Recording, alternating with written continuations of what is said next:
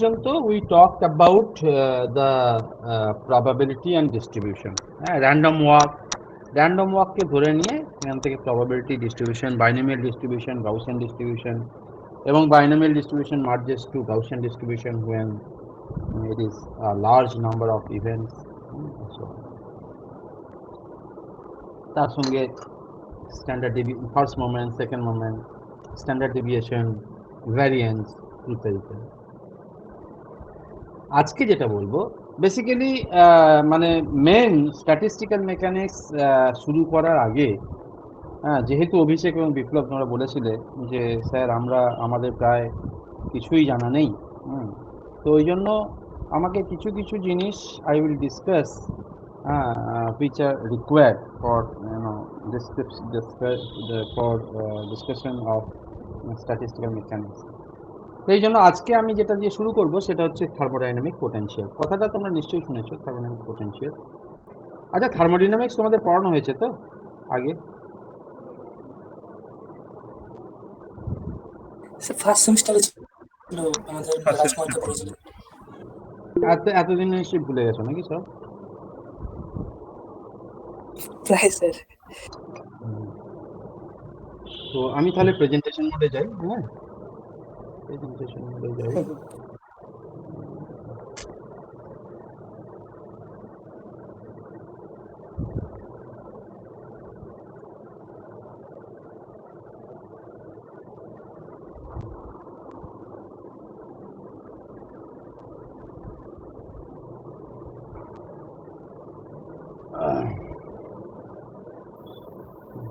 Thermodynamic potential, হ্যাঁ, আমি তোমাদের এই নোটটা হোয়াটসঅ্যাপে পাঠিয়ে দিয়েছি। নাও যেটা বলছে, instead of working either in energy representation where S V, এইগুলো এক একটা বুঝতে পারছো macroscopic quantity, S V N are independent variables, or in entropy representation where U মানে energy, like you say internal energy, V and N are independent variables. তাহলে ইটাকে আমরা express করতে পারি either in terms of S V N or S টাকে entropy, S is the entropy, you can express in terms of E V and N. E হচ্ছে energy, total energy, V is the volume of the system, and N is the number of particles in the system. It is however, এই কথাটা খুব important, it is however much convenient to work with the independent variables of easier experimental access. মানে experiment থেকে তুমি যে যে জিনিসগুলো measure করতে পারো ইজিলি, সেইগুলোর টার্মসে বোধহয় এক্সপ্রেস করাটা অনেক better, it is more convenient. সেটা বুঝতেই পারছো। তুমি যদি এমন কোনো, কি বললো গোবিন্দ, কি বলছে গোবিন্দ, কি বলছো? Please let me in. ও,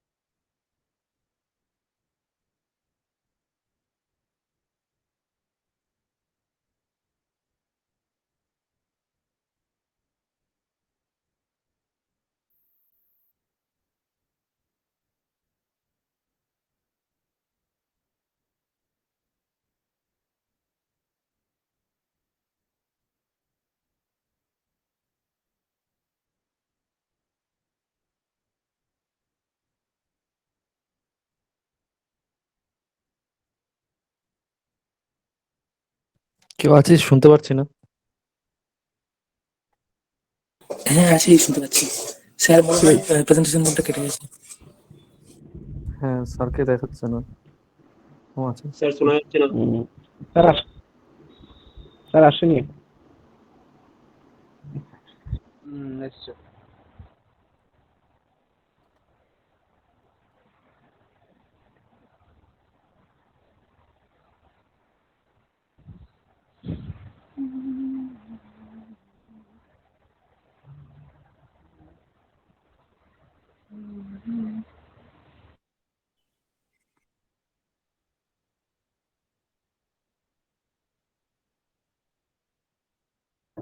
ও সরি, হ্যাঁ, হ্যালো, পাচ্ছ এবার? হ্যাঁ স্যার। হ্যাঁ স্যার পাচ্ছি। হ্যাঁ, ওই স্পিকারটা অফ ছিল। আচ্ছা, ভিডিওটা আমার অন আছে, তাহলে অফ করে দিই। ভিডিও দেখাচ্ছে না? অন আছে, অন দেখা আছে, যাচ্ছে। on আছে। হ্যাঁ, তো off করে দিই। ঝামেলা প্রচুর। এই বোর্ড ওয়ার্কই ভালো, এইসব ভালো। আচ্ছা, তো বেসিক্যালি মোদ্দা কথা হচ্ছে, I will try to, it is better to express the quantities in terms of the variables which are more accessible experimentally, মানে experimentally যেগুলো easily measure করা যাবে। Okay, now for that we can, you are already aware of thermodynamic potentials like Helmholtz free energy, then Gibbs free energy and others. হ্যাঁ, সেগুলো কিভাবে আসে সেটা আমি একটু তোমাদের দেখাবো in terms of in a graphical manner, in terms of legendary transformation. দেখো, suppose you have y as a function of x. Okay, y টা দেওয়া আছে in terms of x. তুমি y equals to y function of x দেওয়া আছে, এই যে এখানে দেওয়া আছে, হ্যাঁ, y is a y function of x. To deal with this problem, পড়েই যাই, নাহলে ফলো করতে অসুবিধা হবে। To deal with this problem, হ্যাঁ, so basically what I am trying to do, I am trying to express the quantities of interest in terms of the variables which are more convenient or more accessible in real experiments. Okay, so তোমার যদি কোনো একটা quantity থাকে in terms of some variables, then I would like to express the same in terms of another variable, okay, or similar form. Now to deal with this problem, let us consider a function y is a function of x with the derivative, or derivative টা হচ্ছে, তার মানে dy by dx টাকে আমি p বলছি, I am denoting the derivative of this as p. Now you wish to find another function of the form which will be function of p. Okay, এখন ঘটনা হচ্ছে যে এই যে y is function of x, এইটা যদি তুমি এটা জানো, নেচারটা জানো, তাহলে প্রত্যেকটা পয়েন্টের তুমি যদি স্লোপটাও জানো, then you can go back to that function also, right? But if it turns out to be easier to deal with in terms of p, then you try to express the function in terms of p, and then you can revert it to in terms of y. একটা কার্ভের স্লোপের যদি তুমি স্লোপের মধ্যে রিলেশনটা তুমি জানো, then you can go back and get the relation of the y function of x. Okay, সেই জিনিসটাই আমরা করব. So we are trying to look at, so we wish to find another function of the form psi p that is equivalent to y function of x, and this may be achieved by a Legendre transformation. সেটা কি? খুব simple transformation আমি ধরেছি, সেটা হচ্ছে, দেখো, y function of x, এই plot y function of x, হ্যাঁ, এইবার এই লাইনটা আমি tangent টেনেছি at x the value is y, এইখানে আমি ট্যানজেন্টটা টেনেছি, so this tangent will cut y axis somewhere and the cut is called psi function of p. Okay, and of course this psi will depend on p, স্লোপটা যেমন হবে কাটও সেই রকম হবে, right? So there is a relation, স্লোপের সঙ্গে আমার এই কাট. So psi p, I am defining a function which is basically the cut of the tangent which is drawn at the point x on the y curve, and that tangent cuts the y axis at some point such that the length from the origin is psi of p. I want to express this psi p in terms of p. How can I do that? Now you know that how can I do that? I want to get psi p. Now if you look at the point at which the tangent is drawn, that point is xy, right? That means the total height from x to the curve, point x to the curve, that height is y. Now if I deduct from y the amount which is written as px.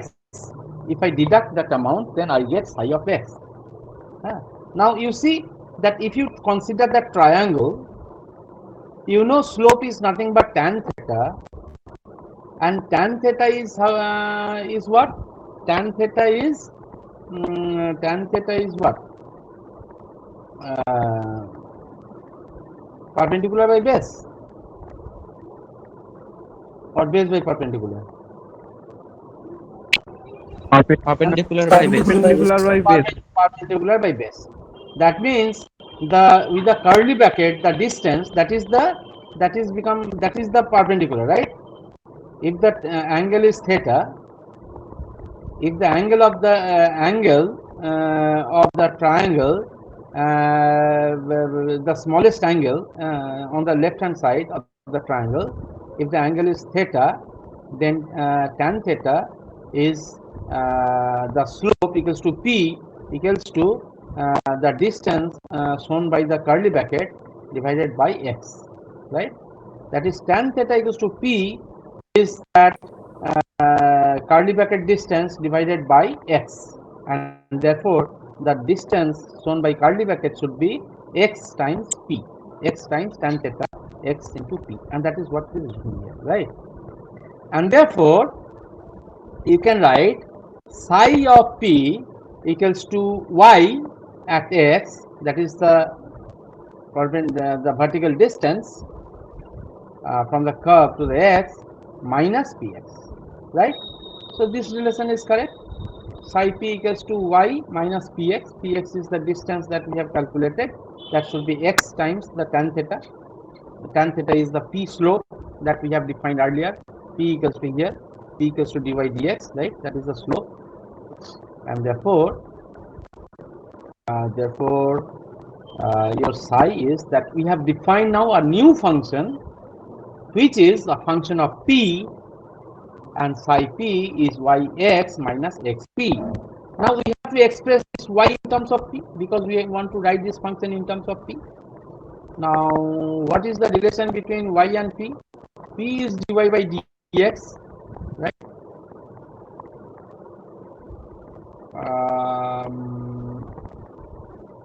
No, I think it's okay. Either you can convert it or otherwise you can keep it like this. Okay, you keep that yx minus px. So this is your new function which will come like this. Now this nature, the nature of this psi p equals to yx minus xp, the nature of this will in turn give you the nature of y with respect to s. Now we can go to a problem. Okay, so this is the methodology, Legendre transformation. Okay, then you can express y in terms of p and so on. Then eventually you can write psi of p in terms of entirely in terms of, okay. But in thermodynamics probably it's a bit different way. You can probably keep y as y, p as p, and x as x.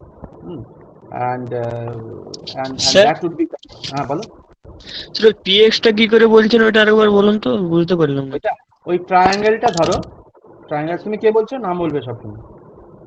Sir Dibyendu. তুমি এই ট্রায়াঙ্গেলটা ধরো, উপরে যে ট্রায়াঙ্গেলটা বুঝতে পারছো, ট্রায়াঙ্গেলটা দেখতে পাচ্ছ তো? হ্যাঁ স্যার। আচ্ছা, তুমি ধরো ট্রায়াঙ্গেলের এবার থেটা অ্যাঙ্গেলটা যেহেতু স্লোপ, হ্যাঁ, তুমি এই অ্যাঙ্গেলটা থেটা ধরতে পারো, এক্স অ্যাক্সিসের সঙ্গে যেটা এই ট্যানজেন্ট থেটা, তাহলে ট্যান থেটা শুড বি, তুমি ওই ডিসটেন্সটাকে ওয়াই প্রাইম বলো, যেটা কার্লি ব্র্যাকেট দিয়ে দেওয়া আছে ওটা বলো ওয়াই প্রাইম লেটস, ঠিক আছে? So tan theta is Y prime by X, কারণ হরিজন্টাল ডিসটেন্সটা এক্স ট্রায়াঙ্গেলের, ঠিক তো? হ্যাঁ স্যার বুঝে গেছি স্যার, বুঝেছি। ওকে, স্যার বলছি ওই সাইডের পি এর কেন ফাংশন হচ্ছে পাইটা? You can express phi in terms of p, in terms of only slope also. Okay. Actually, in this case, it is y and p both, x p both actually. Phi. And তুমি যদি এইভাবে রাখো psi p is y of x minus px, then it is both, but you can express these in terms of p. Okay, now we will see in a problem, but basically this is the graphical way of showing you the Legendre transformation. Okay, now you will see the applications. Now basically Legendre transformation, you think of, very mathematical, this that, so I gave a very nice graphical representation, graphical way of looking at the transformation. Okay, now you see,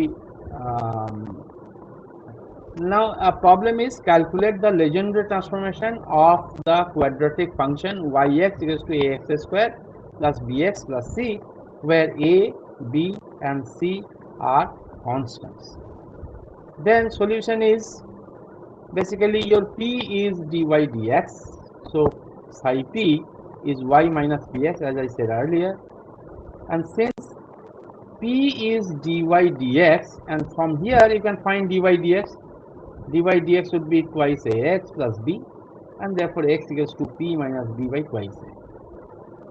And now you put the value of y is ax square plus bx plus c minus px, and then put the value of x here, a into p minus b by 2a whole square plus b into p minus b by 2a minus p into p minus b by 2a, and then you just do the algebra, and eventually you will find that psi function of p is minus 1 by 4 a p square plus b by 2a p minus b square by 4a. Now you started with a quadratic equation, and you find also a quadratic equation, because there is one-to-one correspondence, right? Because the nature of this will entirely depend on what is the nature of this, because it is related to slope, and this is the quadratic equation in terms of p. So this is the kind of Legendre transformation, one-dimensional transformation, because there is one variable transformation. This is the Legendre transformation of this function y of x. This function Legendre transformation is, and I have shown an example. Now we go to thermodynamics, actually what we want to deal with. Sir বলো। Sir বলছি theta ক্যালকুলেশনে থাকতো না, মানে x square plus of b x plus of c minus p x, সিটার ক্যালকুলেশনে রাখেন না সাইপিটা ক্যালকুলেট করার সময়। সিটা আমি তাহলে ভুলে গেছি, সিটা ও থাকবে। আচ্ছা আচ্ছা, ঠিক আছে, এটা আমার মানে এইগুলোকে কি বলে, এগুলো হয়তো আমি একটা করতে করতে আর একটা ভাবছি, লিখতে লিখতে যেটা হয় আর কি মিস্টেক। ঠিক আছে, হ্যাঁ, thank you for pointing out. সিটাকে অ্যাড করে নিচ্ছি। তারপর তুমি এগুলোকে অন্য কনস্ট্যান্ট বলতে পারো, this is A prime, this is B prime, and the rest constant C prime, সেভাবে লিখতে পারো। Now let us define the Legendre transformation of energy. এবার আমরা thermodynamical quantities আসছি। Now let's say this energy is a function of entropy, volume, and particle number.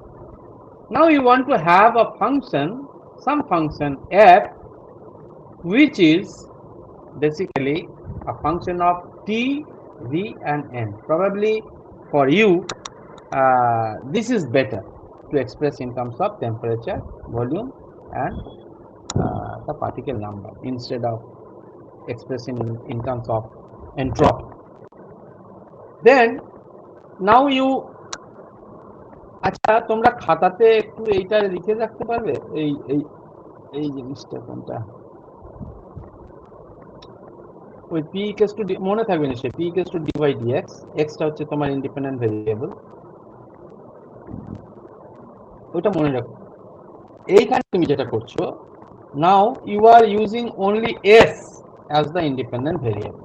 ওকে, তার মানে তোমার ওখানে x যেটা ছিল, এইখানে হচ্ছে s টা হচ্ছে x, v আর n যেমন আছে থাকুক, ওইগুলো নিয়ে আমি ডিস্টার্ব হচ্ছি না, আর u টা হচ্ছে তোমার y। আমি Legendre ট্রান্সফরমেশন যেখানে কথাটা বললাম, সেখানে y corresponds to this u and this s corresponds to the x. Okay, তাহলে দেখো, this is the slope del u del s vrn constant equals to t. তোমরা থার্মোডাইনামিক রিলেশন থেকে জানো এটা হচ্ছে t, del u del s is t, right, at constant volume and constant particle number. সুতরাং এইটা হচ্ছে স্লোপ। তাহলে তুমি f টাকে লেজেন্ডারি ট্রান্সফরমেশন দিয়ে তুমি কিভাবে লিখতে পারো? This is u means y minus ts, t টা হচ্ছে লাইক p আর s টা লাইক হচ্ছে x, right? So u minus ts, and you are quite familiar with this. This is what is Helmholtz free energy, right? তাই তো নাকি? আমি ভুলে গেছি এই নামটা কি? Sir Helmholtz free energy. Helmholtz free energy, আচ্ছা আচ্ছা, নামকরণে যদি ভুল হয় আমাকে বলে দিও তোমরা, হ্যাঁ, বলছি মনে থাকে। আচ্ছা, similarly you can express this u function of entropy, volume and n. You can express it in terms of entropy, pressure and number of particles. How? Now in this case, pressure to pressure এর সঙ্গে volume এর একটা ব্যাপার আছে, so you can express v as your independent variable, that is like x, and u as y. Then you can write some new function h, which is function of s, p and n, equals to u minus del u del v at s and n constant into v, because v is your x, like x, and this one minus del u del v at constant s and n, from thermodynamics that is nothing but the pressure, and therefore h equals to u plus pv. আচ্ছা, h টাকে কি বলে থার্মোডাইনামিক্সে? Enthalpy. Enthalpy, right. এইবার তুমি চলে এসো, ধরো u function of s, n and v, তুমি এটাকে করতে চাও তুমি in terms of t, p and n, তাহলে তোমার এখন দুটো ইন্ডিপেন্ডেন্ট ভেরিয়েবল আছে, একটা x1 আর একটা x2। তুমি যদি একটা x1 কে বলো s, x2 কে যদি বলো v, তাহলে তাদের স্লোপ গুলো যেগুলো হবে, একটা p1 টা হবে t আর p2 টা হবে p, রাইট? তাহলে তুমি যে একই ভাবে, হ্যাঁ, দুটো ইন্ডিপেন্ডেন্ট ভেরিয়েবলের জন্য তুমি একই প্রসেস অ্যাপ্লাই করতে পারো, করে you can get the gives free energy u minus ts plus p। দুটোকেই তুমি একসঙ্গে চেঞ্জ করলে, s এবং v টাকে তুমি নিয়ে চলে গেলে in terms of t and p. So these are the this. So this is a simple graphical representation of the legendary transformation, which you can apply and you can obtain different kinds of thermodynamic potentials. Okay, having said that, let me go to the most fundamental things in thermodynamics are the three laws of thermodynamics. Zeroth law আমি বাদ দিচ্ছি। The first law, zeroth law টা মনে আছে তোমাদের?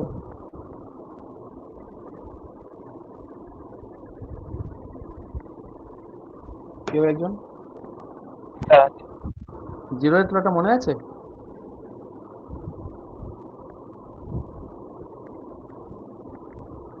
সমাজশ্রী, যদি দুটো sir, হ্যাঁ বলো বলো, যে বলছো বলো। যদি দুটো সিস্টেম থার্মাল ইকুইলিব্রিয়ামে থাকে তাহলে থার্ড সিস্টেমটাও তাদের সাথে থার্মাল ইকুইলিব্রিয়ামে থাকবে। আচ্ছা, এইটা কি নন্দিনী? না স্যার, বন্যা। কে? বন্যা স্যার। বন্যা, ও আচ্ছা আচ্ছা আচ্ছা আচ্ছা, ওকে ওকে ওকে, ঠিক আছে, আচ্ছা ঠিক, ওকে। zeroth law হলো। এবার ফার্স্ট ল অফ থার্মোডাইনামিক্স তোমাদের মনে আছে?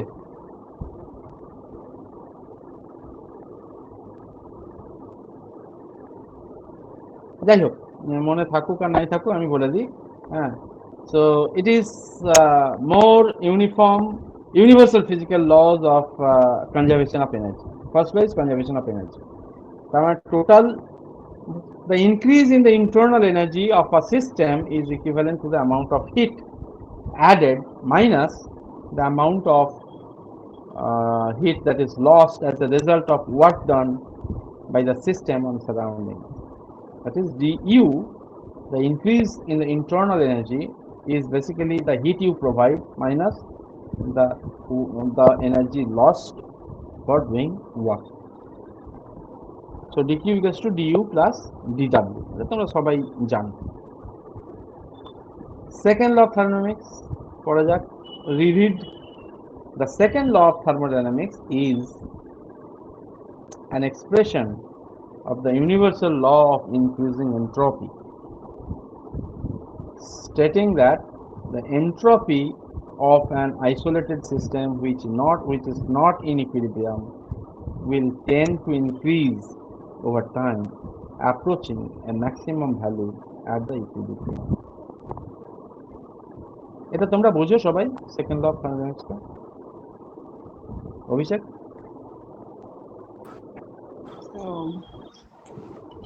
মোটামুটি অভিষেক সেই ইকুইলিব্রিয়ামের জায়গাটা ঠিক বুঝলাম না। সেকেন্ড ল অফ থার্মোডাইনামিক্সটা Hello? তোমরা পড়েছো? সেকেন্ড ল অফ থার্মোডাইনামিক্সটা পড়েছো তো আগে? কি বুঝেছো আমাকে একটু বলবে? তারপর আমি বলছি। হ্যাঁ, এটা থেকে বুঝেছি যে কোনো একটা মানে একটা সিস্টেম একটা স্টেট থেকে অন্য স্টেটে গেলে তো তার এনট্রপিটা সবসময় বাড়বে, সিস্টেমের বাড়বে বা সিস্টেমটা সেই পথেই যাবে যেখানে এনট্রপি বাড়বে।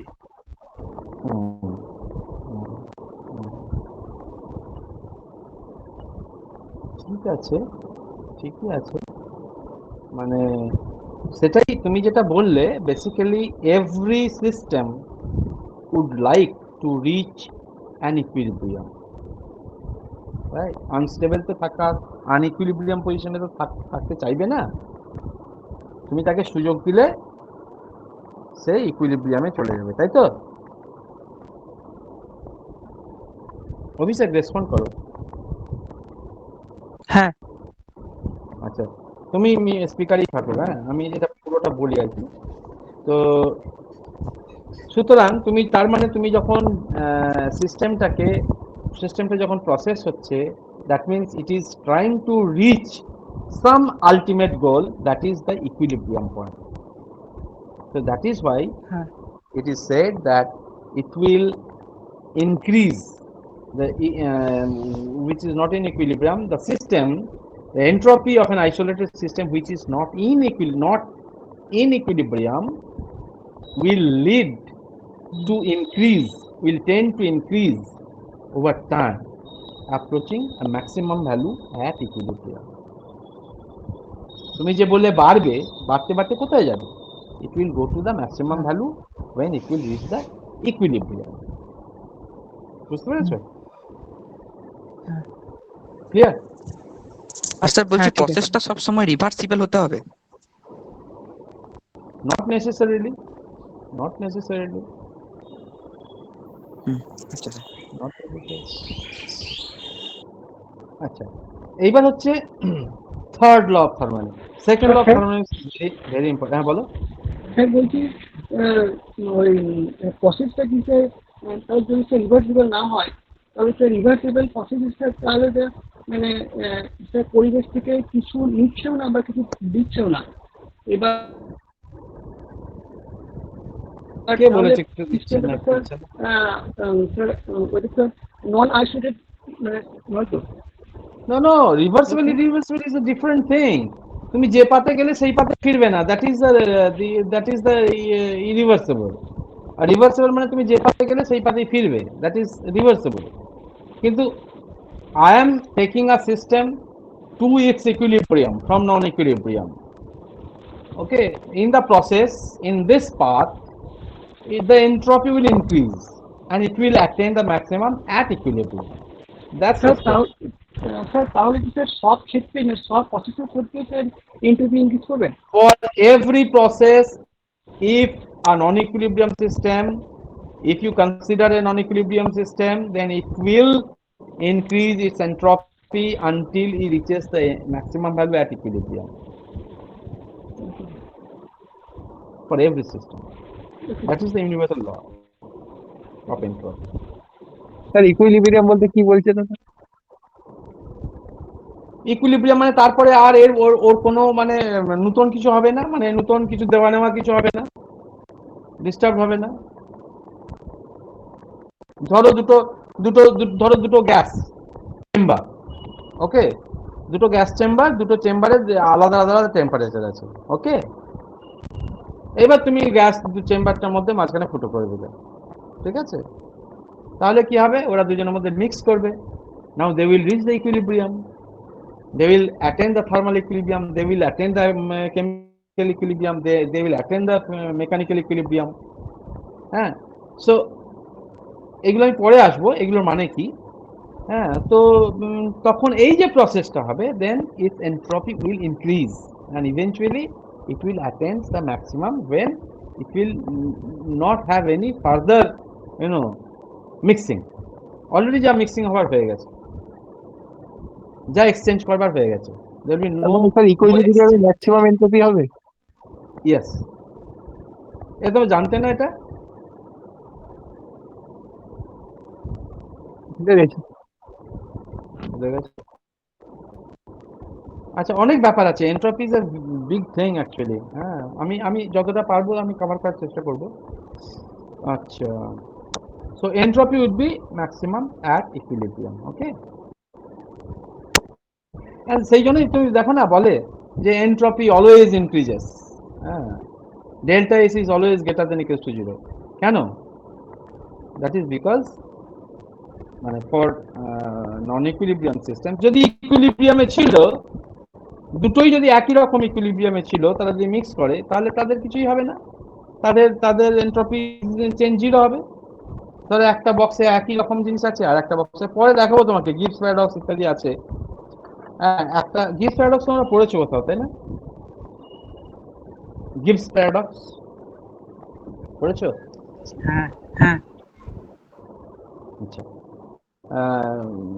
ধরো একটা বক্সে একটা গ্যাস আছে, আর একটা বক্সে আইডেন্টিক্যাল, এর যে থার্মোডাইনামিক প্যারামিটার সেম, ওইটারও thermodynamic parameter same, macroscopic parameter same. আমি ম্যাক্রোস্কোপিক প্যারামিটার বলতে কি বোঝাই? Temperature, volume, pressure, number of molecule, এইগুলো। আর এইটার একটা সিস্টেম আর একটা সিস্টেমের একই আছে, দুটোর মাঝখানে একটা ওয়াল আছে, তুমি ওয়ালটাকে তুলে দিলে, ওয়ালটার ডিমেনশন মানে ইয়েটা খুব ভেরি থিন আর কি, নেগলিজিবলি স্মল, ওয়ালটা তুলে দিলে, তার মানে কি দুটো চেম্বার মিক্স হলো, তাই তো? দুটো যদি একই স্টেটে থাকে, থার্মোডাইনামিক স্টেটে থাকে, তাহলে তো আর মিক্সিং এর কোনো গপ্প নেই বেসিক্যালি, তাই না? then what do you expect? You expect no increase of entropy, right? আচ্ছা বলো তো, entropy is a multiplicative quantity না additive quantity? মাল্টিপ্লিকেটিভ। তো নাম কি নামটা বলো, নাহলে বুঝতে পারবো না তো। অর্ঘ। অর্ঘ, আচ্ছা, এই অর্ঘ নামটা খুব কমন, হ্যাঁ, সেম 5 এর একটা অর্ঘ আছে।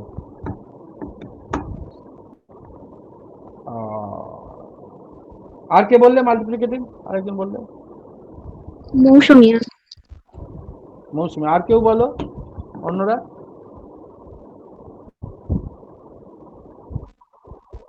কে বললে? Additive quantity. নামটা বলো না, নামটা না বলে আর কে বললে একজন অ্যাডিটিভ? আরেকজন বললে নন্দিনী বললাম। নন্দিনী অ্যাডিটিভ বললাম। আচ্ছা, additive sir, Abhishek. Additive entropy is an additive quantity, it's not a multiplicative quantity. Is entropy extensive quantity or intensive quantity?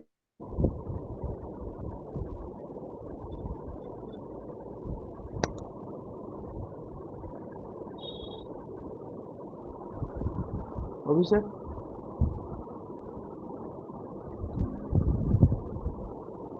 Sir extensive ইন্টেন্সিভটা মনে নেই, তবে যেটা হলো যে ভলিউমটা বাড়লে, সিস্টেমের পরিমাণ বাড়লে এন্ট্রপিটা বাড়বে। আমার ডেফিনেশন এরকম। এক্সটেন্সিভ আর ইন্টেন্সিভ? স্যার এক্সটেন্সিভ হবে। এক্সটেন্সিভ। Sir extensive. নন্দিনী না মৌসুমী? স্যার অভিনন্দা। এবার আমি গুলিয়ে ফেলছি, সব আওয়াজ এক হয়ে যাচ্ছে। Okay, so yeah, it is an extensive quantity. এইগুলো তো ফান্ডামেন্টাল জিনিস ভাই, এগুলো তো সবারই জানা দরকার। Entropy is an extensive quantity. Extensive quantity মানে কি?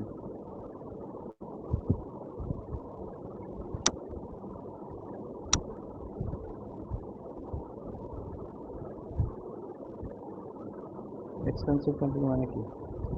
ভলিউম, তারপর প্রেসার, এগুলোর উপর ডিপেন্ড করবে।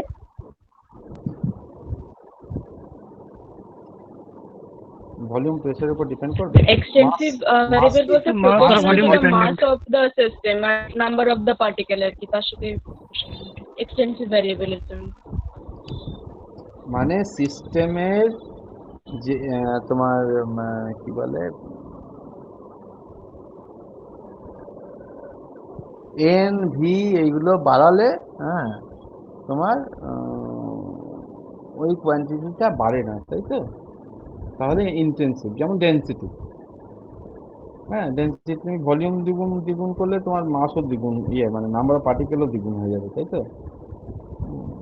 তুমি নাম্বার অফ পার্টিকেল দ্বিগুণ করো, ভলিউম দ্বিগুণ করো, তাহলে তোমার ডেনসিটি ইন্টেন্সিভ না স্যার? ডেনসিটি ইন্টেন্সিভ না? হ্যাঁ, তাই তো বলছি, ইন্টেন্সিভ। ডেনসিটি ইন্টেন্সিভ ঠিক আছে, প্রপার্টি না? হ্যাঁ, ভলিউম বাড়াও, নাম্বার অফ পার্টিকেল বাড়াও, কিন্তু ও বাড়ে না। Mass is extensive property, extensive quantity. যাই হোক, so entropy is an extensive quantity. তুমি যদি ভলিউম বাড়াও, নাম্বার অফ পার্টিকেলস বাড়াও, দেন এন্ট্রপি উইল ইনক্রিজ। পরে আসবো সেগুলোতে। আমি জাস্ট জেনে নিচ্ছি তোমরা কতটুকু জানো। হ্যাঁ, বলো। স্যার বলছি, ওই সেকেন্ড অফিসে দেখুন লেখা আছে stating that the entropy of an isolated system, সিস্টেমটা বলছে আইসোলেটেড। স্যার সিস্টেমটা তাহলে অবশ্যই আইসোলেটেড হতে হবে। যদি স্যার কোথায় আইসোলেটেড না লিখেছে হয় আইসোলেটেড? তাহলে stating that the entropy of an isolated system.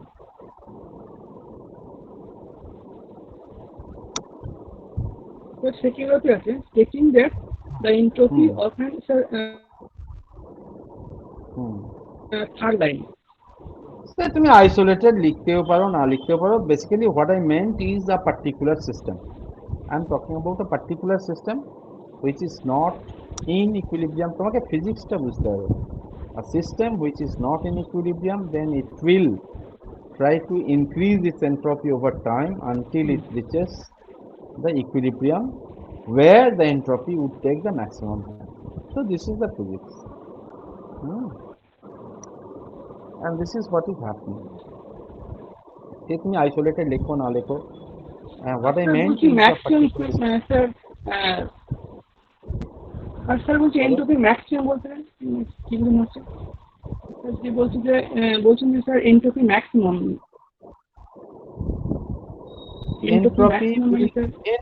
Entropy তো একটা কোয়ান্টিটি, এর তো একটা ভ্যালু আছে না? নেই?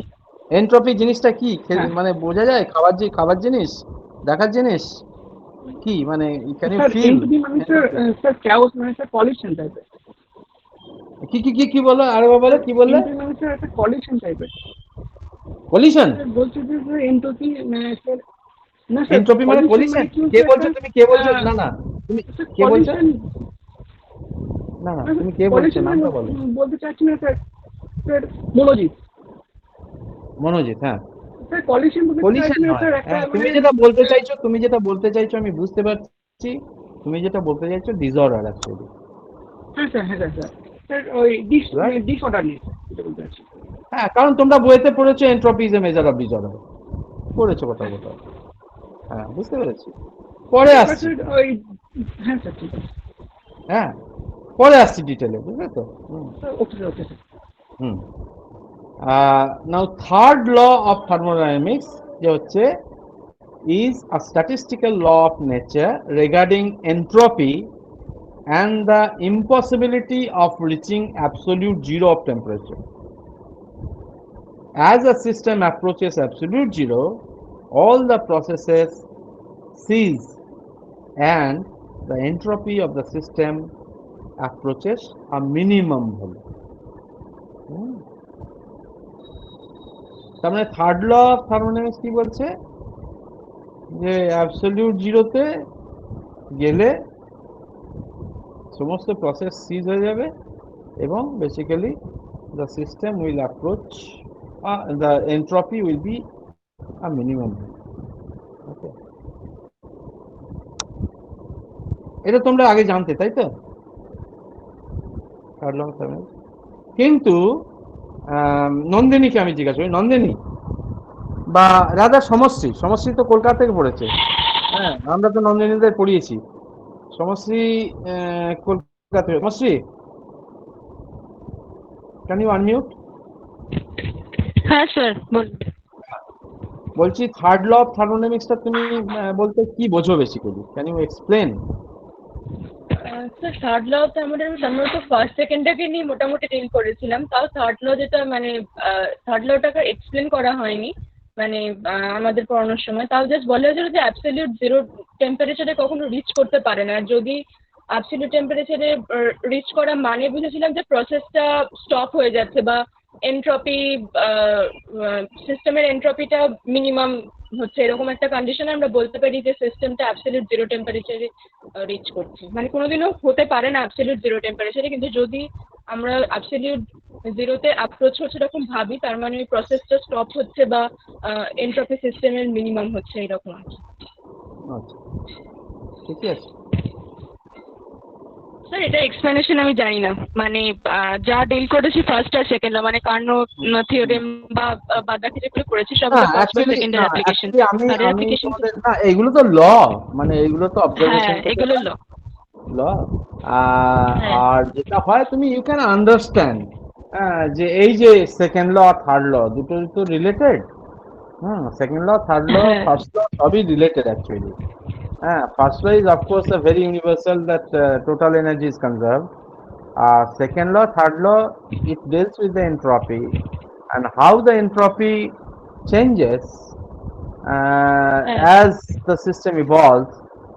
এই জিনিসটা যদি তুমি জানো and if you can relate it, this is the thermodynamical quantity, that's entropy. If you can relate it with some kind of some kind of statistics, then probably you will be able to understand that how good is second law and third law is. সেটা আমি পরে আসবো in the due course I will come, okay, or these things will appear and then I will be in a better position to explain. কারণ কিছু system আমি বলে দেবো তখন you will be also in better position to understand. Now we come back to definition of statistical mechanics.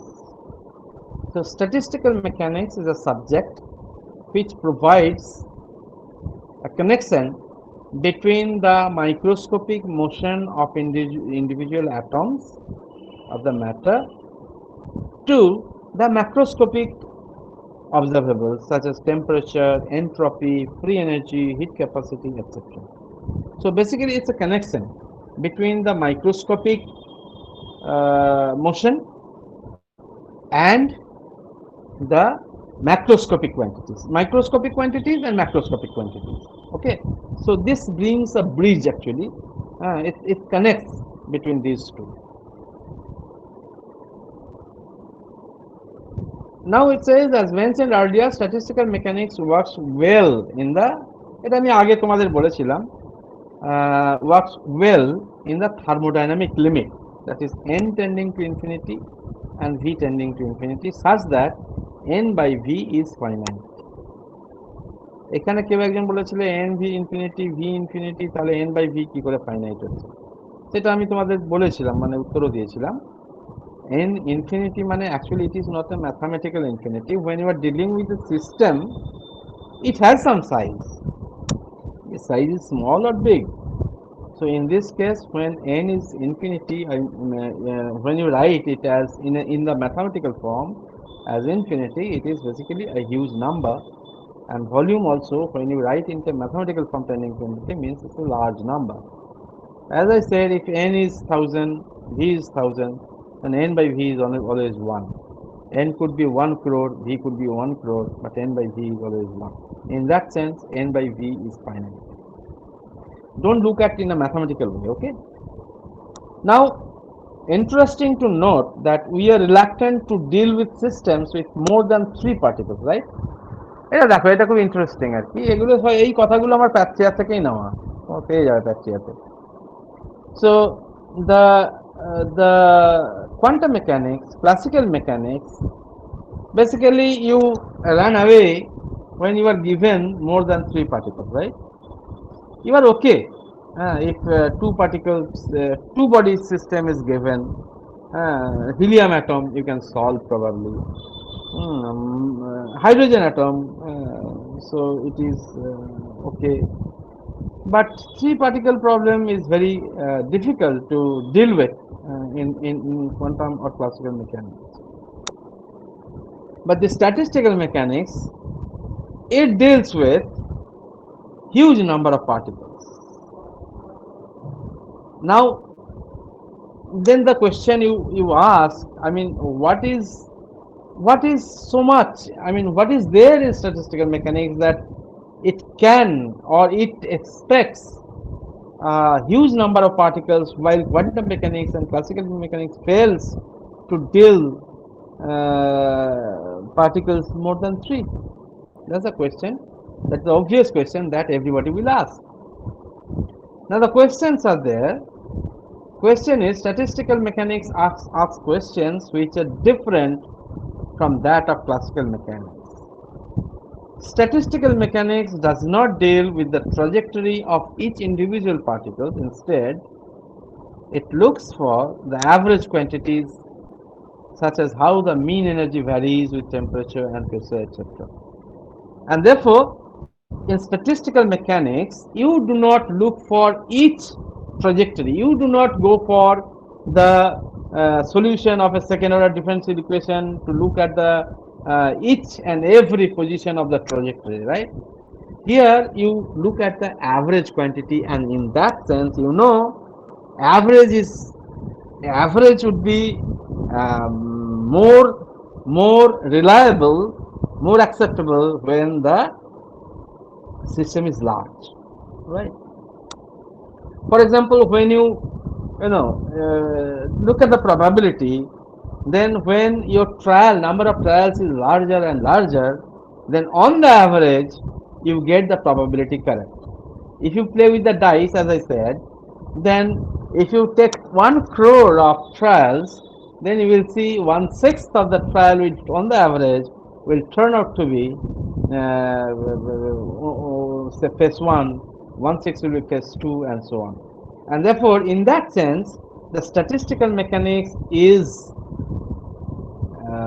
more valid, or the description in statistical mechanics or the calculated quantities in statistical mechanics become more reliable, more acceptable when the number of particles are very large, because the question you ask, the quantities you look for are the average quantities, okay? And then second one is not that with logic, but it says that in fact the largeness or bigness turns into blessings at the treatment under statistical mechanics. So basically the largeness turns into blessings at the treatment under statistical mechanics produces exact results in the thermodynamic limit. এইবার তোমরা thermodynamic লিমিটের পেপারটা পড়েছো একবারও? মানে একবার চোখের দেখা দেখেছো অভিষেক? হ্যাঁ স্যার। দেখে কিছু বুঝলে? স্যার ডিটেল পড়িনি, জাস্ট এমনি দেখেছি একবার খুলে। নিউজ পেপার পড়ার মতো পড়েছো তো? হেডিং গুলো দেখা ওরকম, ভেতরে ঢুকিনি। ও নিউজ পেপার পড়ার মতনও পড়োনি? সময় পাও নাই এত সময়? আচ্ছা, যে পড়েছো একজন আমাকে বলো একটু, যে পড়েছো সে একটু বলো, একটু আনমিউট করে বলো স্যার পড়েছি।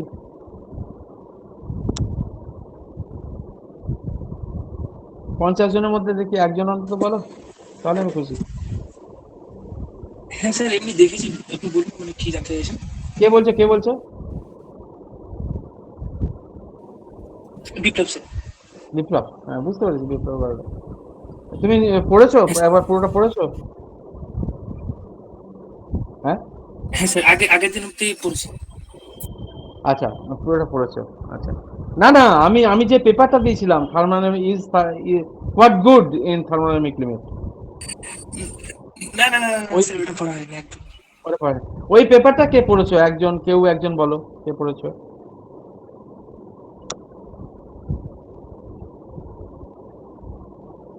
নন্দিনী, স্যার পড়িসনি? স্যার স্যার পুরোটা পড়িনি, শেষের দিকগুলো ভালো পড়িনি, প্রথমটুকু দেখেছি। ও, কেন কেন পড়িসনি? শেষের দিকগুলো অতটা বুঝতে পারছিস না বলে? দেখলাম, অনেক কিছু ছিল, অনেক ক্যালকুলেশন। আরে ক্যালকুলেশন গুলো বাদ দে, আমি কি বলেছি, পড়বো আজকে একবার, দেখবো আর কি, চেষ্টা করবো। এসেন্সটা তুই দেখবি 4টে কেস বলা আছে এবং প্রত্যেকটা কেসেই দেখা যাচ্ছে until and unless you take the thermodynamic limit তুমি রেজাল্টে পৌঁছতে পারছো না। রেজাল্ট যেটা আসছে সেটা এক্সাক্ট রেজাল্টের থেকে ডিভিয়েট করে যাচ্ছে, সব জায়গাতেই এক্সাক্ট রেজাল্টের হ্যাঁ হ্যাঁ চলে যাচ্ছে। হ্যাঁ, অতটুকু দেখেছি। এই মেসেজটাই আমার দরকার। এইবার আমি যদি পার্টিশন ফাংশন না পড়াই, যদি না জানো, হ্যাঁ, তাহলে তুমি হ্যাঁ। ক্যালকুলেশন করবে কি করে, তাই না? আচ্ছা ঠিক আছে, আর তোমাদের সকলকে বলি তোমরা হ্যাঁ। একটু পেপারটা পড়ে নিও ধৈর্য নিয়ে, বোঝার মানে ম্যাথমেটিক্যাল ক্যালকুলেশন গুলো না বুঝলেও চলবে, the essence of the paper যেটা খুব দরকার, যেটা আমি বলেওছি তোমাদেরকে। আচ্ছা, এইবার আসি, তাহলে স্ট্যাটিস্টিক্যাল মেকানিক্স কি বললো it can between macrostates and microstates, okay? And in statistical mechanics, basically you don't go for each particle's trajectory, each particle's motion. Basically you look for the quantities which are average quantities, and average quantities are always good if you have a large number of trials or large number of particles, okay? Now let us look at microscopic and macroscopic scales. Now let us consider a system with total energy E. The system consists of non-interacting particles. আমরা এখন পর্যন্ত অনেক দূর পর্যন্ত আমরা শুধু নন interacting particle নিয়েই লড়ে যাব, তারপরে আমরা সময় সুযোগে আমরা ইন্টারাক্টিং পার্টিকেল ধরবো, ঠিক আছে? নাও let the single particle energy states, আচ্ছা এইবার একটা কথা বলি এইখানে, আমার মনে হয় তোমাদেরকে আমি কি সলিড স্টেট ফিজিক্স পড়িয়েছিলাম? অভিষেক, নন্দিনী?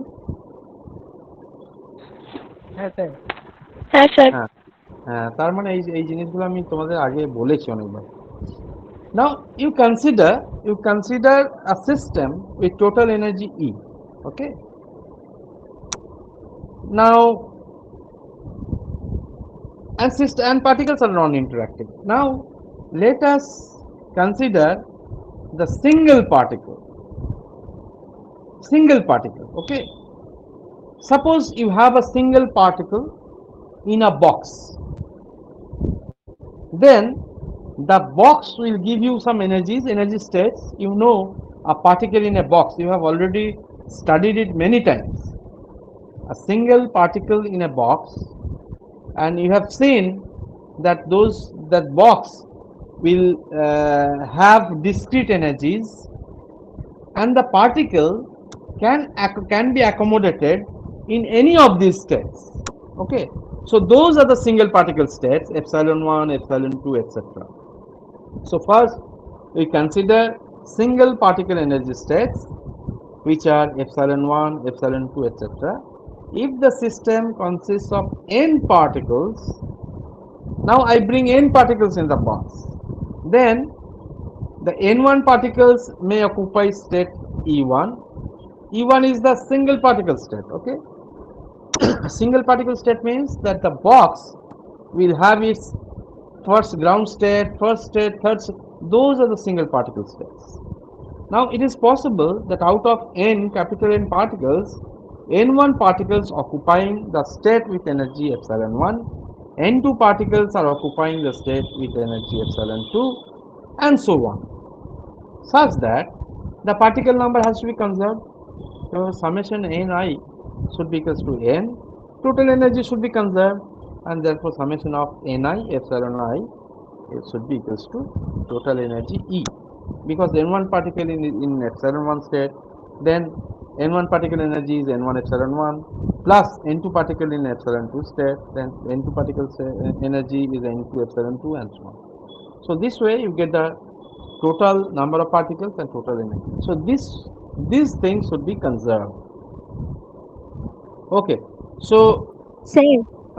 স্যার বলছি এখানে একটা সিঙ্গেল পার্টিকেলের ইটা বললেন, স্টেট গুলো বললেন, সেখানে যখন n1 পার্টিকেল থাকবে তখন কি সেম স্টেটই থাকে?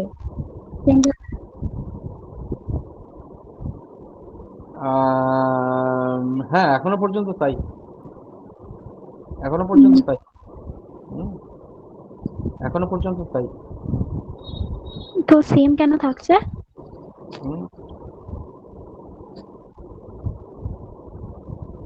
সেম কেন থাকছে? সেম কেন থাকছে, কেন থাকছে, কেন থাকছে, কেন থাকছে?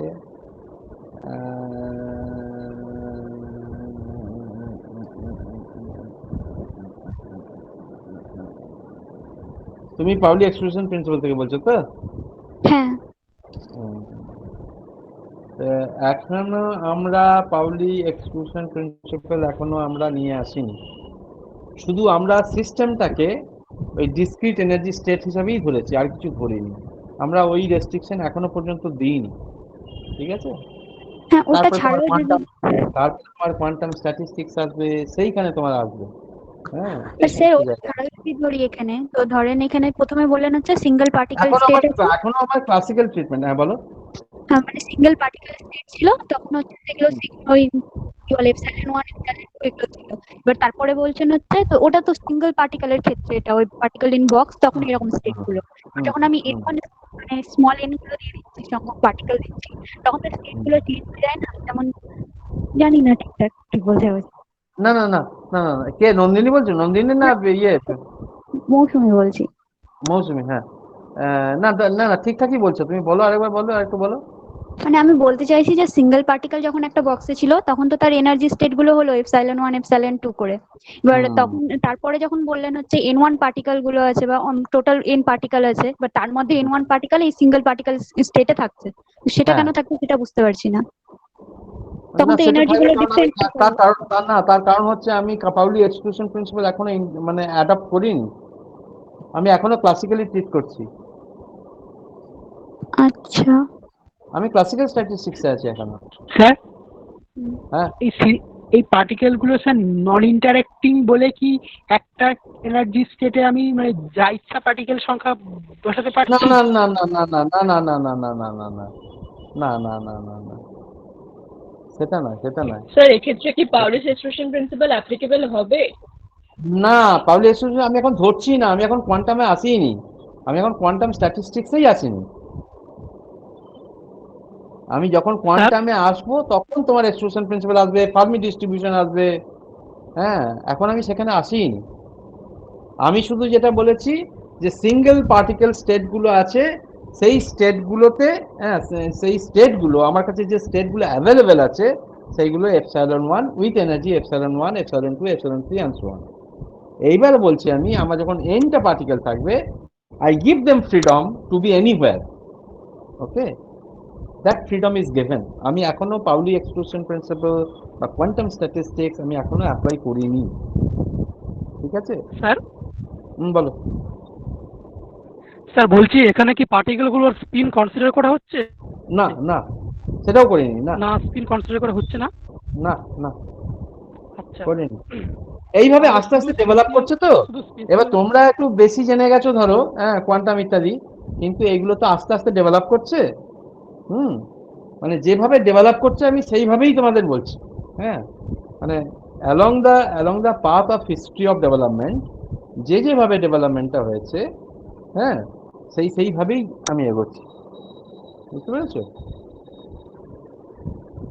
So at this moment, all we consider is basically you have single particle states those states are available. Now it has n particles,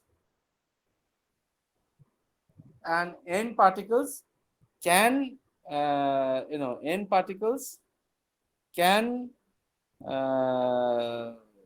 distribute themselves in whatever way they like.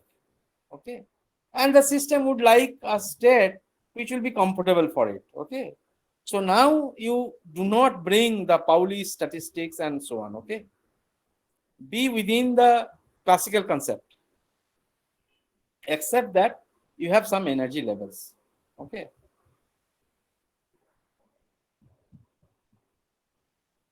ঠিক আছে? শুনুন, হ্যাঁ স্যার ঠিক আছে। Hello, আমি কি বেরিয়ে গেলাম?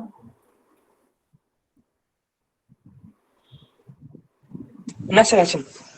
স্যার ঠিক স্যার শুনতে পাচ্ছি স্যার। হ্যালো, শুনতে পাচ্ছ? হ্যাঁ স্যার হ্যাঁ স্যার শুনতে হ্যাঁ স্যার পাচ্ছি। শুনতে হ্যাঁ স্যার। পাচ্ছি। হ্যালো, হ্যালো, শুনতে পাচ্ছ? হ্যালো, হ্যাঁ স্যার শুনতে পাচ্ছি স্যার। হ্যাঁ স্যার শুনতে পাচ্ছি। হ্যাঁ স্যার। হ্যালো, হ্যাঁ স্যার শুনতে হ্যালো, পাচ্ছি স্যার। হ্যালো, হ্যাঁ স্যার শুনতে পাচ্ছি।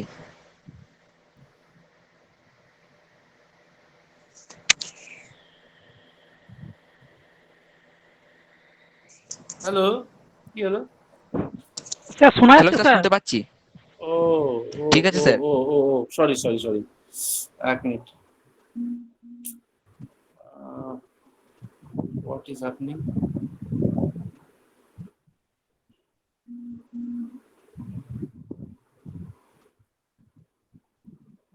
তেরিকা।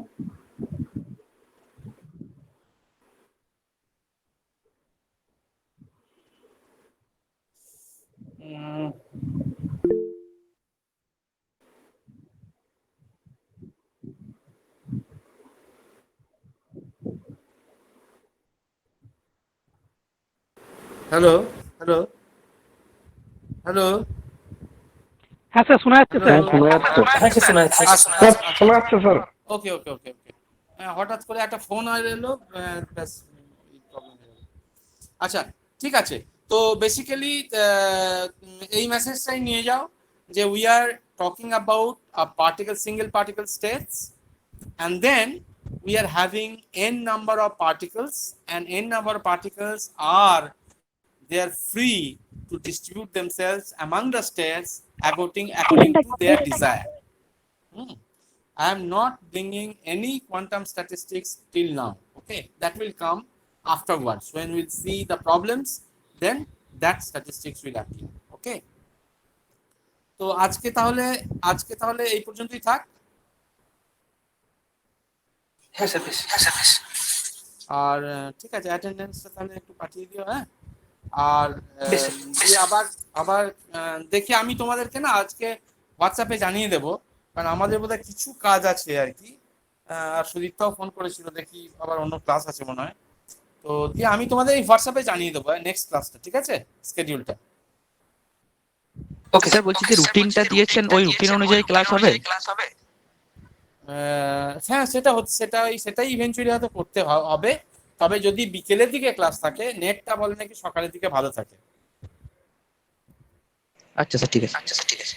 হ্যাঁ, ওই জন্য তোমাদের সঙ্গে আমি আন্ডারস্ট্যান্ডিং করেই করে নেবো আর কি। রুটিনে যদি সকালবেলা থাকে সকালের রুটিনে করে নেবো, আর যদি দেখি যে এখন তো তোমাদের অনেক ক্লাসই ধরো হচ্ছে না, প্র্যাকটিক্যাল ইত্যাদি অনেক কিছুই হচ্ছে না, তো সেইভাবে তোমাদের সঙ্গে আমি একটু কানেক্ট করে নেবো, ঠিক আছে? Okay sir. Okay, thank you. Thank you sir.